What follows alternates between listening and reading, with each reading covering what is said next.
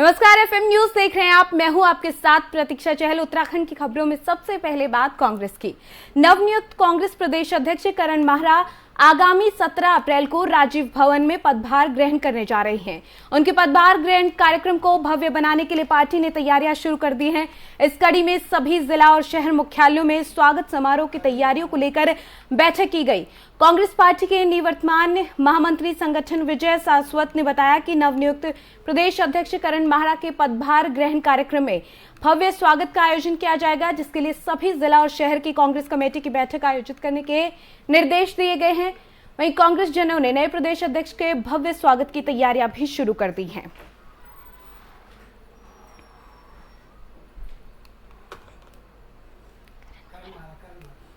तो वहीं इसी खबर पर चर्चा के लिए मेहमान हमारे साथ यहाँ पर जुड़ गए हैं। करण माहरा जी हमारे साथ यहाँ पर जुड़े हैं, प्रदेश अध्यक्ष कांग्रेस। करण जी, बहुत स्वागत है आपका एफएम न्यूज पर और सबसे पहले आपको बहुत बहुत बधाई। धन्यवाद मैम। करण जी, जिस तरीके से तैयारियां चल रही हैं, क्या माने बहुत भव्य कार्यक्रम होगा?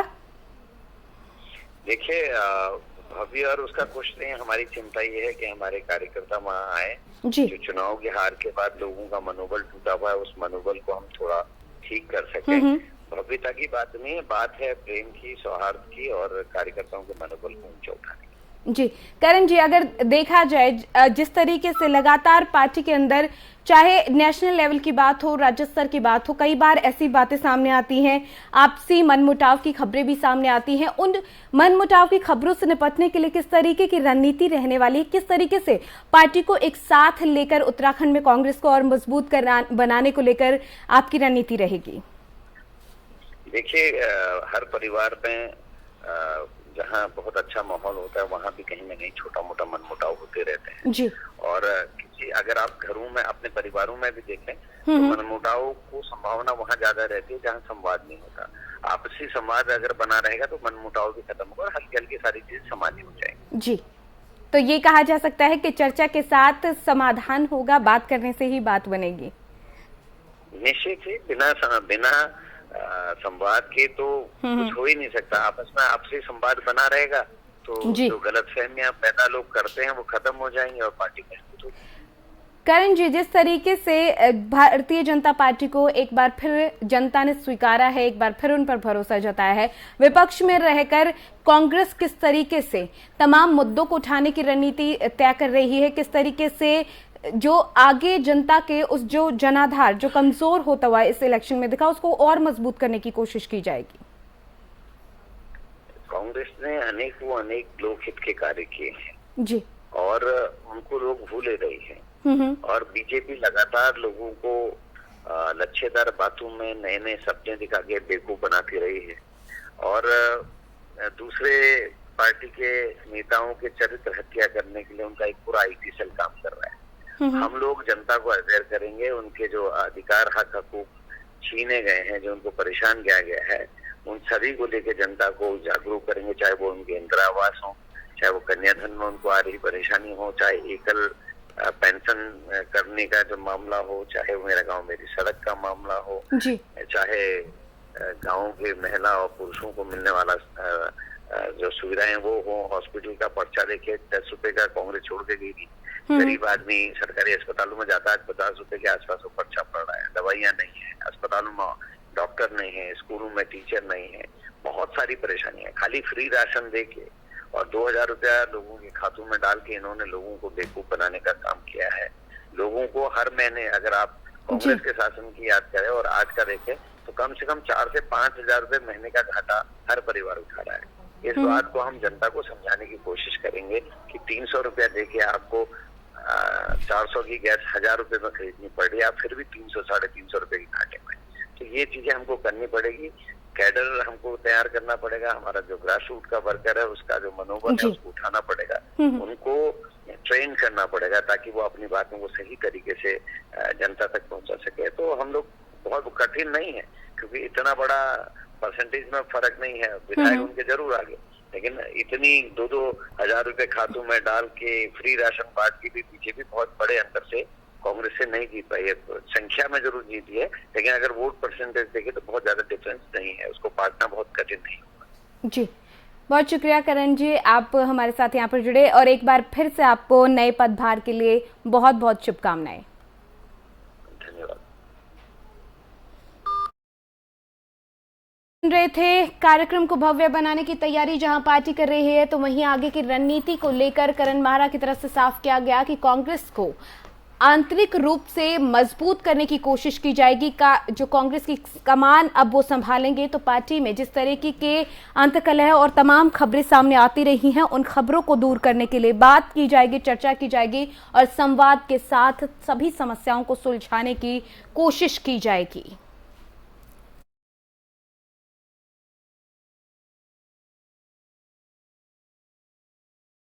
उत्तराखंड कांग्रेस में चल रहे घमासान का अंत भले ही कांग्रेस अभी तक ना कर पाई हो, लेकिन कांग्रेस के नेता अब इस घमासान पर बीजेपी पर ही ठीकरा फोड़ रहे हैं।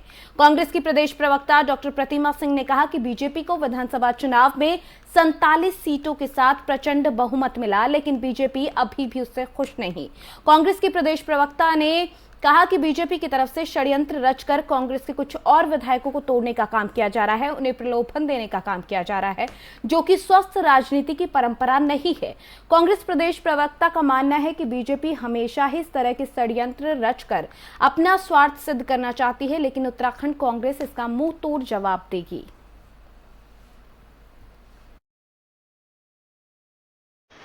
देखिए, मदन कौशिक जिस तरीके से बोल रहे हैं ना, बिल्कुल हम भी यही बात आपके सामने स्पष्ट कर चुके हैं कि हमारा कोई भी विधायक उनके संपर्क में नहीं है। लेकिन एक बात वो और कह रहे हैं कि अगर कोई आएगा तो हम उसका स्वागत करेंगे। तो मुझे ये समझ नहीं आ रहा कि भारतीय जनता पार्टी को जनता ने 47 विधायक चुन के दिए हैं, तो क्या आप 47 विधायकों में संतुष्ट नहीं है, या आपकी आदत पड़ चुकी है कि लोकतंत्र की जो हत्या कैसे की जाए इसके नए नए पैतरे ढूंढने का कार्य करते हैं।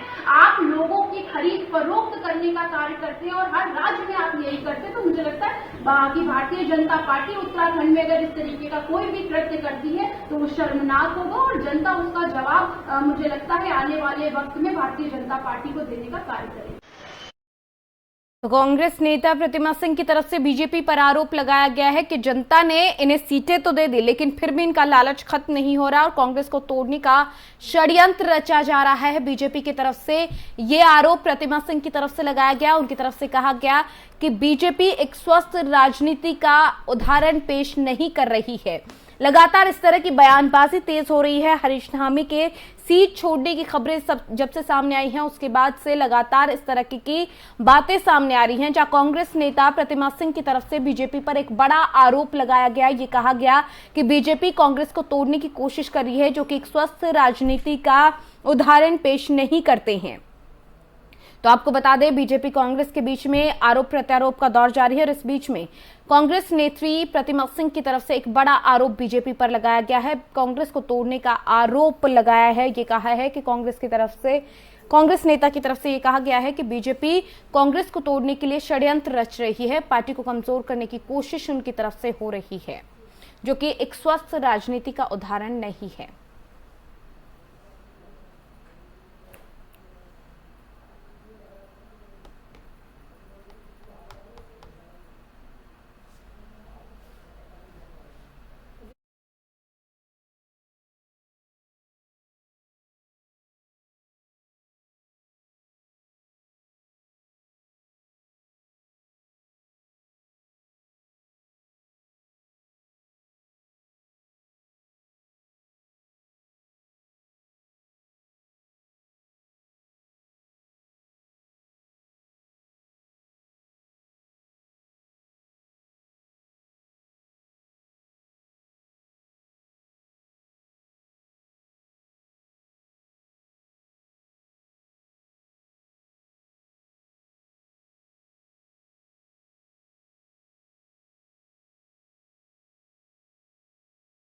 इसी खबर पर चर्चा करेंगे। हमारे साथ मेहमान जुड़ गए हैं। विनय गोयल हमारे साथ यहाँ पर जुड़े हैं, नेता बीजेपी। विनय जी, बहुत स्वागत है आपका एफएम न्यूज पर। विनय जी, आवाज मिल पा रही है आपको मेरी? विनय जी, आवाज मिल पा रही है आपको मेरी?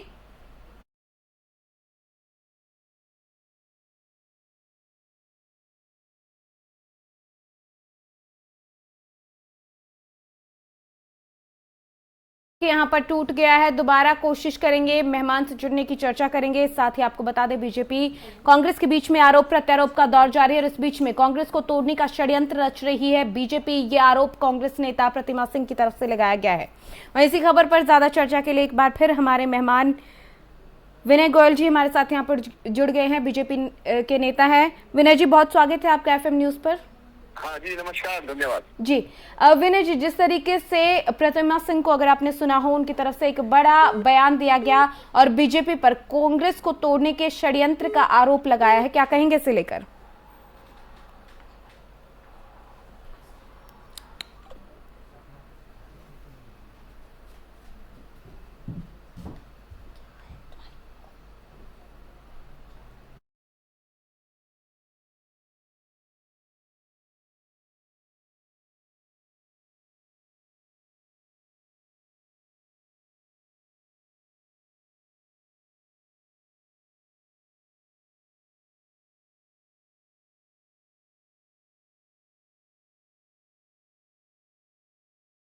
तो विनय जी, आपको आवाज आ रही है मेरी? हाँ जी, हाँ जी, बताइए। विनय जी, जिस तरीके से लगातार आरोप प्रत्यारोप का दौर जारी है उत्तराखंड में बीजेपी और कांग्रेस के बीच में, अब कांग्रेस नेता प्रतिमा सिंह की तरफ से बीजेपी पर एक बड़ा आरोप लगाया गया है। ये कहा गया कि बीजेपी कांग्रेस को तोड़ने के लिए षड्यंत्र रच रही है, क्या कहेंगे इसे लेकर? देखिए, कांग्रेस से अपना घर संभल नहीं रहा है और उसका ठीकरा वो भारतीय जनता पार्टी पर फोड़ना चाहते हैं।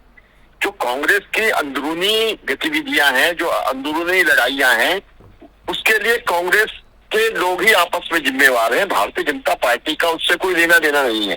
भारतीय जनता पार्टी के पास 2/3 बहुमत है और भारतीय जनता पार्टी की एक अपनी रणनीति है, अपनी नीति है, उसके हिसाब से काम करती है।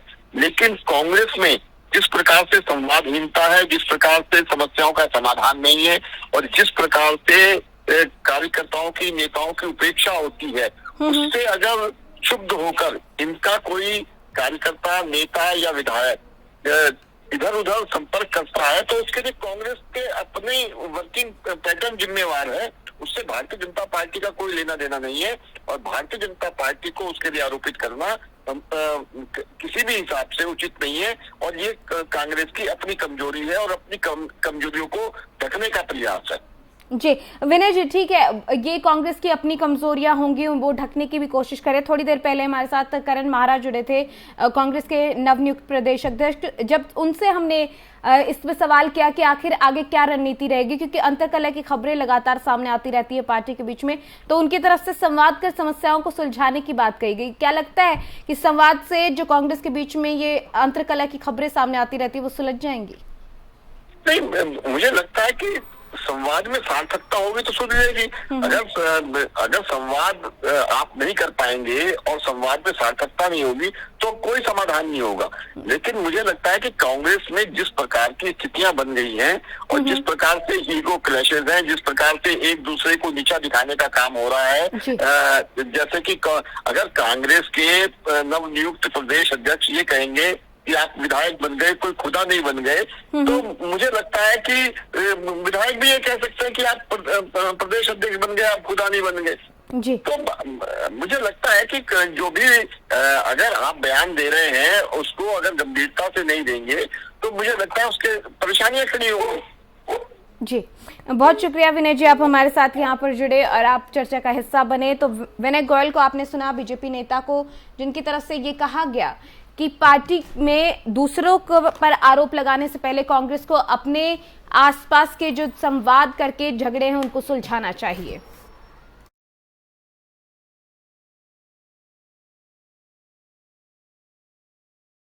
उत्तराखंड प्रदेश विधानसभा अध्यक्ष रितु खंडूरी ने शनिवार को दिल्ली में राष्ट्रीय अध्यक्ष जेपी नड्डा से उनके आवास पर मुलाकात की। इस दौरान राष्ट्रीय अध्यक्ष ने रितु खंडूरी को फूलों का गुलदस्ता भेंट कर बधाई दी और शुभकामनाएं दी। इस मुलाकात के दौरान जेपी नड्डा ने विश्वास व्यक्त करते हुए उत्तराखंड में विधानसभा अध्यक्ष जैसे गणमान्य पद पर प्रथम महिला के रूप में रितु खंडूरी के बखूबी अपने कर्तव्यों के निर्वहन की उम्मीद जताई और कहा कि आदर्श स्थापित वो करेंगी। इस दौरान दोनों के उत्तराखंड के चौमुखी विकास को लेकर दोनों के बीच में चर्चा यहां पर हुई है।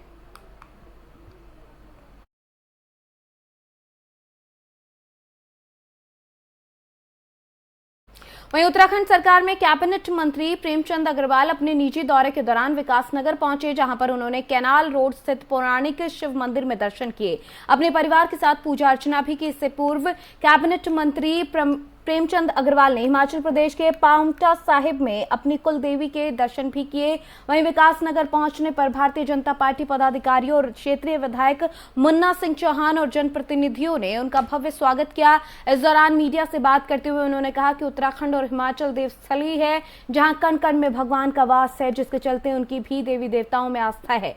वहीं जब उनसे लोहारी प्रकरण पर सवाल किया गया तो उन्होंने कहा कि विकास की राह पर ग्रामीणों ने टिहरी की तर्ज पर जो कुर्बानी दी है उसे भुलाया नहीं जा सकता। साथ ही कहा कि प्रदेश सरकार हर पहलू और ग्रामीणों की मांग पर गौर कर रही है।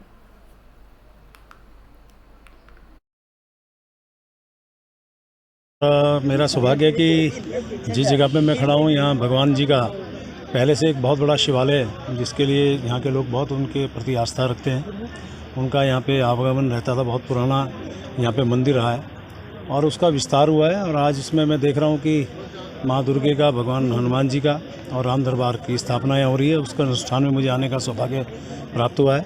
मैं मंदिर समिति के तमाम पदाधिकारियों को बहुत धन्यवाद कर रहा हूँ, क्योंकि ये देवभूमि है और देवभूमि में आप जानते हैं हर पद पे देवी देवता विराजमान होते हैं।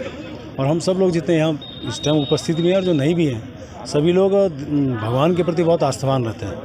तभी हमारे इस क्षेत्र के बारे में एक अलग से धारणा पूरे देश भर में मानी जाती है। और आज संयोग से मैं अपनी कुल देवी, जो मेरी पांवटे के पास और नाहन के पास कहलाती है, वहाँ भी मुझे जाने का मौका मिला है और वहीं से लौटते हुए मैंने यहाँ के इस अनुष्ठान में भाग लिया। मैं सभी को बहुत बधाई दे रहा हूँ, बहुत शुभकामनाएं।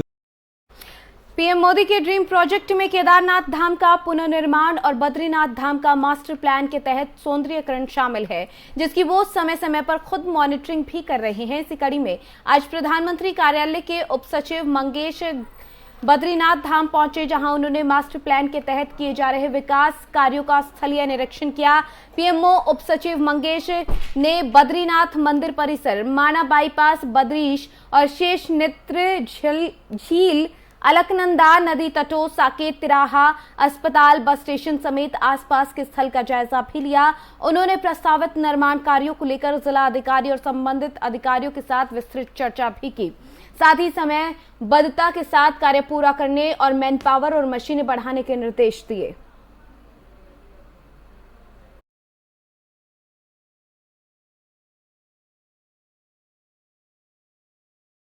केंद्र की मोदी सरकार के देश में साल 2030 तक 50% ऊर्जा जरूरतों को रिन्यूएबल एनर्जी से पूरे करने के लक्ष्य की और THDC इंडिया लिमिटेड ने बड़ा कदम उठाया है। यूपी के बाद अब राजस्थान सरकार के सहयोग से कंपनी इस लक्ष्य को हासिल करने की दिशा में तेजी से आगे बढ़ रही है, जिसके लिए कंपनी ने 10,000 मेगावाट क्षमता के महत्वाकांक्षी project ultra renewable energy power park निर्माण के लिए राजस्थान सरकार के साथ अनुबंध करार किया।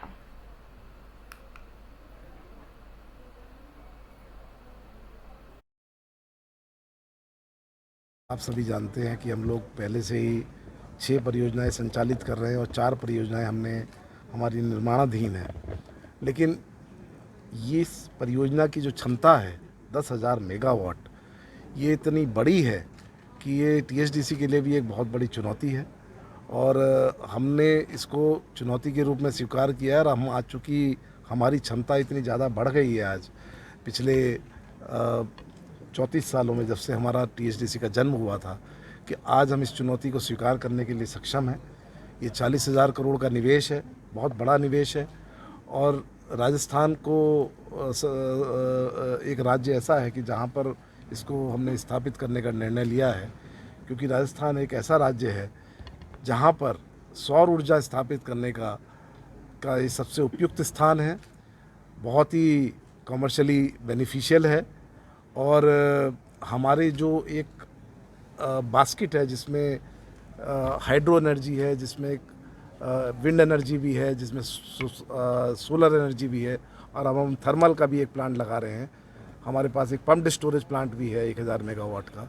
तो हमारे पास एक मिक्स्ड बास्केट है।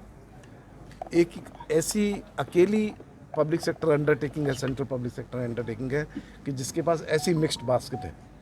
और ये 10,000 मेगावाट अगर इस बास्केट में हम जोड़ पाते हैं तो हमारे डायरेक्टर्स ने ये निर्णय लिया कि इससे हमारी जो एक फ्लेक्सिबिलिटी देने की जो क्षमता है पावर की आने वाले समय में, जो 24 घंटे 24/7 की जो भारत सरकार की योजना है पावर देने की, उसमें हम बहुत बड़ा योगदान दे पाएंगे। हमारे लिए तो ये बहुत बड़ा अचीवमेंट है। राजस्थान में क्या हुआ है पिछले कुछ सालों में, चूँकि सूर्य देवता मेहरबान है और हमारे यहाँ जो हाईएस्ट 5.72 का है, तो एक क्रेज़ सा है, पर इतना बड़ा हमारे पास नहीं है। ये पहला हमारा 10,000 मेगावाट का एक MOU है। हमारे 2-3 छोटे MOUs पहले प्राइवेट सेक्टर के साथ थे, पर हमें सबसे बड़ा कॉन्फिडेंस ये है कि THDC एक सेंट्रल पब्लिक सेक्टर अंडरटेकिंग है, तो हम बहुत ही अच्छे ढंग से इनके साथ काम करके, बिकॉज RRECL भी सरकारी उपक्रम है, तो हम इसको निश्चित रूप से निश्चित समय में अंजाम दे सकेंगे। हमारा इसमें इक्विटी में 74% हमारा रहेगा और राजस्थान का RRCL का 26% रहेगा। जो जॉइंट वेंचर हम बनाएंगे इसी हिसाब से इसका इक्विटी कंट्रीब्यूशन रहेगा दोनों का। कितना कितना वर्कआउट करना पड़ा इसको लेकर? मेहनत तो लगता ही है। हमने दोनों टीम लग के इसको डिस्कस किए पूरा डिटेलिंग। कभी भी कोई जॉइंट वेंचर बनाते हैं उसका कंटोर्स को फिक्स करना पड़ता है कि किसका क्या अधिकार रहेगा, कितने उसमें रिप्रेजेंटेशन रहेंगे, कैसा इक्विटी कंट्रीब्यूशन होगा जॉइंट वेंचर का। ये सब काफ़ी बैकग्राउंड में काम हुआ। उसके बाद ही आज नतीजा निकला कि हम लोगों ने MOU साइन कर रहे हैं। आज फाइनल डेट पे आ गया, आपके सामने साइन भी हो गया। आगे हमारा ये जॉइंट वेंचर बना के इसको फिर आगे बढ़ाएंगे।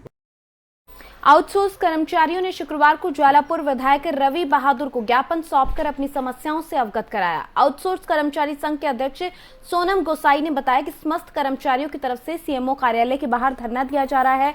कहा कि कोरोना कार्यकाल में चिकित्सा विभाग में आउटसोर्स कर्मचारियों की सेवा ली गई थी, जिनकी सेवा 31 मार्च 2022 को खत्म कर दी गई। उन्होंने कहा कि आउटसोर्सिंग कर्मचारियों ने कोरोना की पहली, दूसरी और तृतीय लहर में lab technician, staff nurse, DO, ward boy, आया, MPW आदि ऐसे समय में काम कर रहे थे जब कोई भी घर से बाहर निकल नहीं रहा था। अब सरकार ने उनकी सभी की सेवाओं को खत्म करके उन्हें बेरोजगार कर दिया, जिसकी वजह से कर्मचारियों को मानसिक और आर्थिक संकट झेलना पड़ रहा है। उन्होंने मांग की है कि जिस तरीके से हिमाचल प्रदेश और पंजाब सरकार ने ऐसे कर्मचारियों को 11 महीने का सेवा विस्तार किया है, उसी तरीके से उत्तराखंड में भी आउटसोर्स कर्मचारियों को स्वास्थ्य और अन्य विभागों में समायोजित किया जाए। उन्होंने मुख्य चिकित्सा अधिकारी कार्यालय में नई भर्तियों को निरस्त करने और इन कर्मचारियों को समायोजित करने की मांग की है।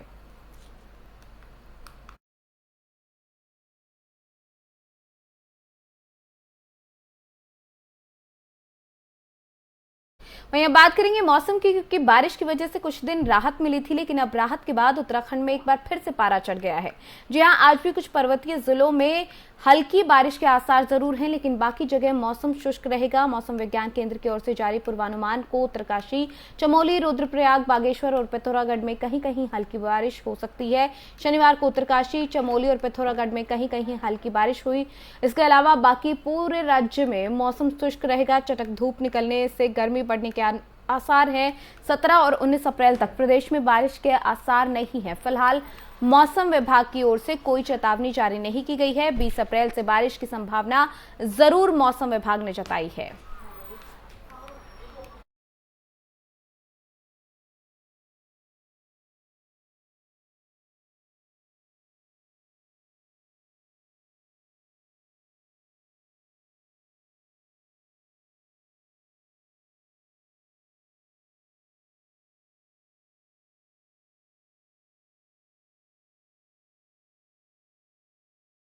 विकासनगर में भगवान महावीर जयंती के मौके पर श्रद्धालुओं ने नगर में भव्य शोभा यात्रा निकाली। बता दें कि इस शोभा यात्रा में श्रद्धालुओं ने बढ़ चढ़कर हिस्सा लिया। नगरवासियों ने इस शोभा यात्रा का जगह जगह पर भव्य स्वागत किया। साथ ही शोभा यात्रा की मनमोहक सुंदर धार्मिक झांकियों ने नगरवासियों का मन मोह लिया। वहीं भक्तजन, महिलाएं डांडिया नाच करते हुए भी दिखाई दी। वहीं विकासनगर के भक्तजनों से बात की गई तो उन्होंने बताया कि हमारे शहर में हर साल महावीर जयंती के मौके पर शोभा यात्रा निकाली जाती है, लेकिन 2 सालों से कोरोना काल की वजह से ये शोभा यात्रा नहीं निकाली गई थी। इस साल हमारी तरफ से इसका कार्यक्रम किया गया। भगवान महावीर की जयंती पर भव्य शोभा यात्रा निकाली जा रही है।